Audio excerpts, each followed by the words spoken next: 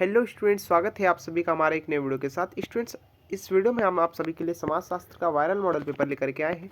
जो स्टूडेंट्स 2026 में बोर्ड का एग्जाम देने वाले हैं उन सभी के लिए यह वेरी मोस्ट इंपॉर्टेंट होने वाला है, जिसमें आपका पेपर का जो पूर्णांक है 100 अंकों का है और इसमें आपका पेपर कोड 340 जेपी है। ठीक है स्टूडेंट्स, आते हैं हम कुछ निर्देश अपने देखते हैं, उसके बाद हम चलते हैं सीधा अपने प्रश्नों पर।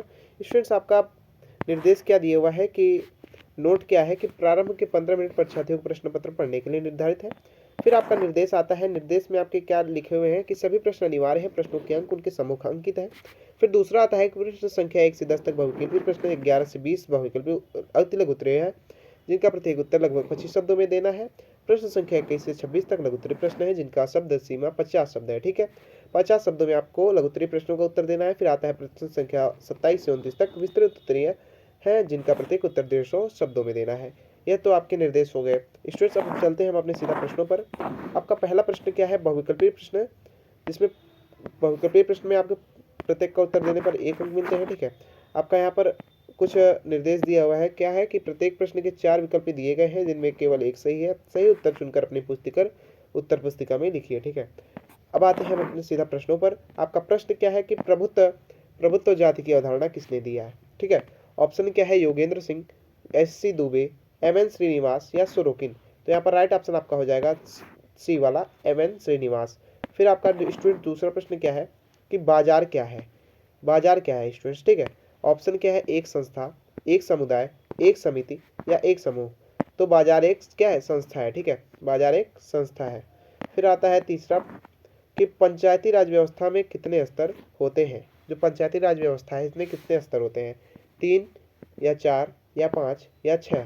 तो यहाँ पर राइट ऑप्शन आपका हो जाएगा स्टूडेंट्स 3। ठीक है, आपके जो पंचायती राज व्यवस्था होते हैं इसमें 3 स्तर पाए जाते हैं। फिर आपका आता है चौथा प्रश्न कि जनसंख्या वृद्धि का सिद्धांत किसने दिया है? ठीक है, जो जनसंख्या वृद्धि का सिद्धांत है इसे किसने दिया है? तो स्पेंसर या सोरोकिन या माल्थस या वेबर। तो यहाँ पर आपका राइट ऑप्शन सी वाला हो जाएगा, माल्थस। जो माल्थस थे उन्होंने जनसंख्या वृद्धि का सिद्धांत जो है प्रस्तुत किया था। ठीक है, फिर आपका आता है पांचवा प्रश्न कि भारतीय प्रजातंत्र का प्रमुख बाधक है। ठीक है, भारतीय प्रजातंत्र जो है इसका प्रमुख बाधक कौन है? तो यहाँ ऑप्शन है संप्रदायवाद, भाषा विज्ञान, जातिवाद और इनमें से सभी। ठीक है, तो भाषा विज्ञान, संप्रदायवाद, जातिवाद। स्टूडेंट्स, यहाँ पर जो आपका इनमें से सभी हो जाएगा, यह आपका राइट ऑप्शन हो जाएगा। ठीक है, क्योंकि आपका जो जातिवाद होता है यह भी आपका भारतीय प्रजातंत्र का प्रमुख बाधक है और जो संप्रदायवाद होता है यह भी है। ठीक है, और भाषा विज्ञान भी हो सकता है कहीं ना कहीं।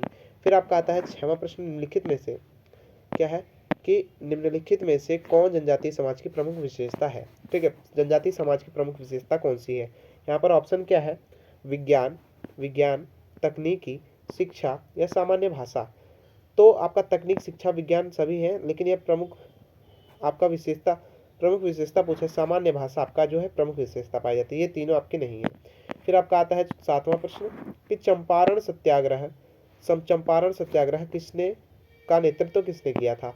ऑप्शन क्या है? डॉक्टर राजेंद्र प्रसाद, महात्मा गांधी, जवाहरलाल नेहरू या जयप्रकाश नारायण। तो यहाँ पर राइट ऑप्शन आपका बी वाला हो जाएगा, महात्मा गांधी।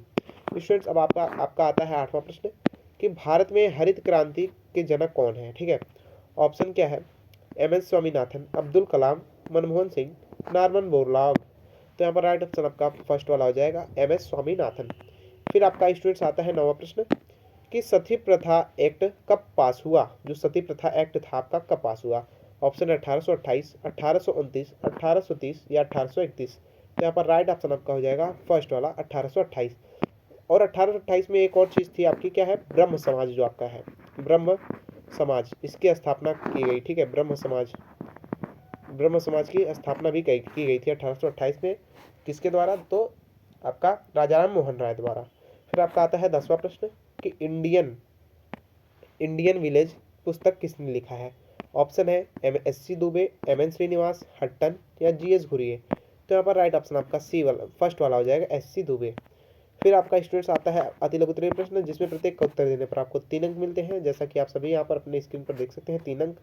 यहाँ पर आपका प्रश्न क्या है कि नातेदारी को परिभाषित कीजिए। ये नातेदारी क्या है इसको आपको परिभाषित करना है। ठीक है, फिर आपका दूसरा आता है कि बाजार अर्थव्यवस्था की 3 विशेषताएं बताइए। जो बाजार है इसकी 3 विशेषताएं आपको बतानी है। फिर आपका आता है 13वां प्रश्न कि साक्षात्कार पद्धति किसे कहते हैं? साक्षात्कार जो होता है यानी इंटरव्यू मेथड, इसे क्या साक्षात्कार पद्धति क्या होती है या किसे कहते हैं, इसको आपको बताना है। फिर आपका 14वां प्रश्न आता है कि उदारीकरण क्या है। उदारीकरण, इसमें क्या होता है कि सरकार का हस्तक्षेप बहुत कम हो जाता है, ठीक है, सरकार का नियंत्रण बहुत ही कम हो जाता है और इसमें ज़्यादातर क्या है, पूंजी खुली अर्थव्यवस्था अपनाई जाती है, ठीक है। फिर आपका आता है 15वां प्रश्न कि सामाजिक बहिष्कार क्या है। सामाजिक बहिष्कार आपको बताना है। जैसे किसी व्यक्ति जाति या समुदाय को क्या है, समाज से बहिष्कृत कर दिया जाता है तो उसे ही सामाजिक बहिष्कार कहा जाता है, ठीक है, सामाजिक बहिष्कार उसे ही कहा जाता है। फिर आपको बताना है स्टूडेंट्स 16वां प्रश्न कि कृषक समाज की 3 विशेषताएं बताइए। कृषक समाज की 3 विशेषताएं कौन सी हैं। पहला होता है कि शिक्षा का अभाव होता है, ठीक है, शिक्षा का अभाव, तो ये प्रमुख विशेषता हो गई। फिर दूसरा आपका क्या होता है, यहाँ के जो कृषक समाज में क्या है, कृषि इनका प्रमुख व्यवसाय होती है। फिर तीसरा आपका क्या होता है कि ये जो होते हैं क्या होते हैं कि संपन्न न होने के कारण इन्हें क्या है, कृषि ही करनी पड़ती है और एक तरीके से यह भी मान लिया जाता है कि इसमें क्या है, बेरोजगारी भी होती है कृषक समाज में, यह भी आपकी, लेकिन यहाँ पर विशेषता आपसे पूछा है तो आपको विशेषता बतानी है। फिर आपका आता है 17वां प्रश्न कि सामाजिक परिवर्तन को परिभाषित कीजिए। सामाजिक परिवर्तन क्या है, इसको आपको बताना है। फिर आपका 18वां प्रश्न आता है उपनिवेशवाद क्या है, यानी किसी क्या है, किसी प्रभुत्व संपन्न देश द्वारा किसी कमजोर देश पर क्या है, अपना उपनिवेश स्थापित कर देना, क्या होता है, उसे उपनिवेशवाद कहते हैं, ठीक है। जैसे क्या है, इंग्लैंड ने क्या किया था, इंडिया पर क्या है, अपना प्रभुत्व स्थापित किया था, उपनिवेश बनाया था भारत को। अब आपका आता है 19वां प्रश्न कि भूमंडीकरण से आप क्या समझते हैं। ग्लोबलाइजेशन, ग्लोबलाइजेशन से आप क्या समझते हैं। फिर आपका आता है 20वां कि सामाजिक आंदोलन किस उद्देश्य से उत्पन्न होते हैं। जो सामाजिक आंदोलन आपके होते हैं इसके क्या क्या उद्देश्य होते हैं, आपको इसके बारे में आपको बताना है। फिर आपका आता है लघु उत्तरीय प्रश्न, जिसमें प्रत्येक का उत्तर देने पर आपको 6 अंक मिलते हैं। जैसे आपका प्रश्न क्या है कि दिव्यांगों की प्रमुख समस्याओं का वर्णन कीजिए। जो दिव्यांग होते हैं, यानी जिसे हम क्या कहते हैं, अपंग, तो दिव्यांग जो हमारे माननीय नरेंद्र मोदी जी ने दिव्यांग नाम दिया है, दिव्यांग की प्रमुख क्या क्या समस्याएं हैं आपको बताने हैं, ठीक है, समस्याएं इनकी आपको बताने हैं। फिर आपका आता है 22वां प्रश्न कि क्षेत्रवाद क्या है, क्षेत्रवाद को नियंत्रित करने का सुझाव दीजिए। जो क्षेत्रवाद है यह क्या है, इसको नियंत्रित किस तरह किया जा सकता है, इसके बारे में आपको बताना है। फिर आपका आता है 23वां प्रश्न कि भारत में हुए भूमि सुधारों का संक्षिप्त वर्णन कीजिए।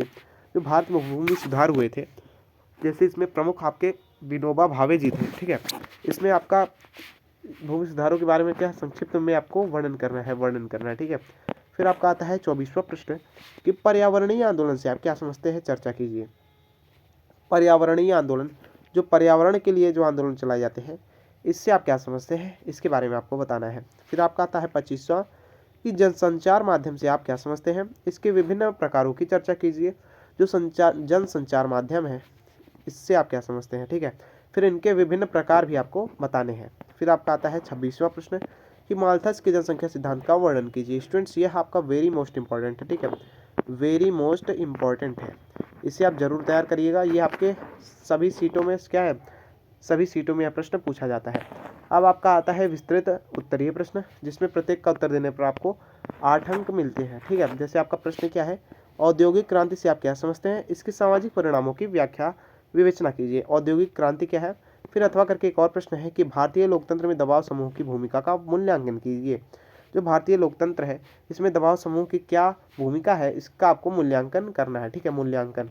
फिर आपका आता है, आपका अगला प्रश्न आता है 28वां, ठीक है, कि स्वतंत्र भारत में महिला आंदोलन का वर्णन कीजिए। जो स्वतंत्र भारत है इसमें महिला आंदोलन क्यों हुए, कैसे हुए, इसके बारे में आपको वर्णन करना है। फिर आपका अथवा करके एक और प्रश्न क्या है कि पंचायती राज व्यवस्था का एक निबंध लिखिए। जो पंचायती राज व्यवस्था है, ठीक है, क्या है पंचायती राज व्यवस्था, ठीक है, इसके बारे में आपको बताना है, एक निबंध की तरह आपको क्या है लिख देना है, जिसमें आपको 8 अंक मिल जाते हैं। फिर आपका 29वां प्रश्न आता है कि नगरीकरण क्या है, इसके गुण एवं दोषों की व्याख्या कीजिए।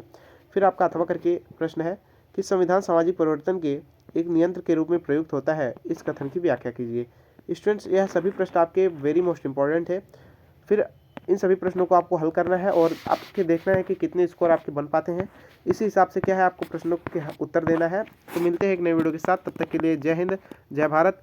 और चैनल पर नए हैं तो चैनल को सब्सक्राइब करिएगा।